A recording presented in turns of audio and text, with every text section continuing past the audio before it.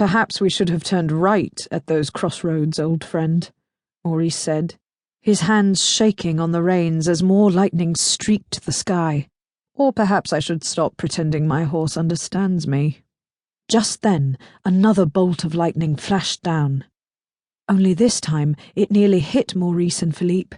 It missed them, barely, but a gnarled and withered tree did not fare so well. The lightning tore it in two. As it split, one half fell onto the road right in front of Philippe. The other half fell sideways. When Maurice looked closer, he saw that the second half of the tree had fallen right next to a previously hidden narrow path. Glancing back and forth, Maurice pondered what to do. A rational, reasonable part of him knew that he should find a way to keep going on the road. But a smaller part of him realized that was never going to happen.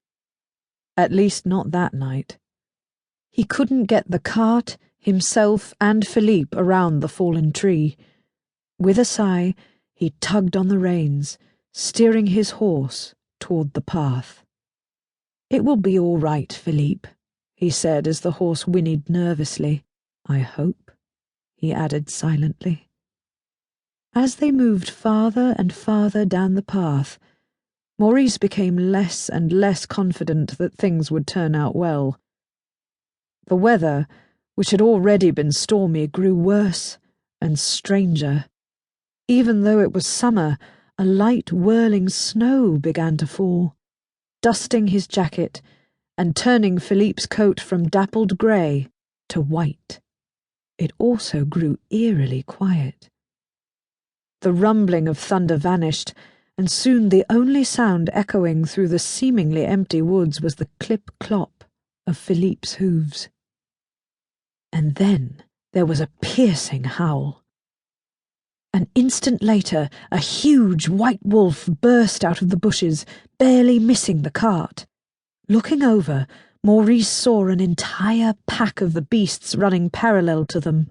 "Go, Philippe!" he cried, slapping the reins against the horse's neck, as if the creature needed any encouragement. "Hurry!" The horse wasted no time. He broke into a gallop, but the sudden movement combined terribly with the cart's age and general disrepair. Just as the horse started to pull away from the wolves, the cart began to buckle and the harness loosened. Within seconds, the cart tipped. Maurice cried out as the cart fell to the ground and he was thrown into the air. He heard the sound of his beloved music boxes breaking as they fell and the slavering howls of the wolves, and he knew it was only a matter of time before he too fell and was destroyed. But just then, his plummeting body came to a jerking stop.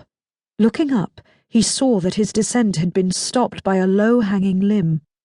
He dangled from it helplessly.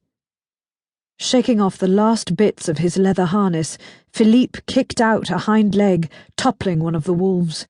Seeing his owner hanging from the tree, he raced underneath it.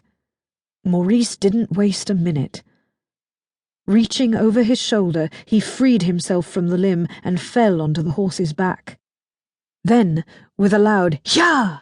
he kicked the large animal forward. As they raced through the woods, Maurice clung to Philippe's mane. The wolves followed, their eyes mad with hunger, their jaws open to reveal sharp teeth. Just then, Maurice thought he saw something glimmer from the corner of his eye. Could there be some sort of structure? A safe haven in this God-forsaken place? A moment later, he knew he hadn't imagined it. A huge, ornate gate, frozen over with ice, had suddenly appeared in front of them. As they raced up to it, the gate swung open slightly. Philippe plunged through. The tip of his tail had only just made it inside the gate when it closed. Behind them, the wolves' howls turned to yelps of fear and then faded altogether as the creatures ran away.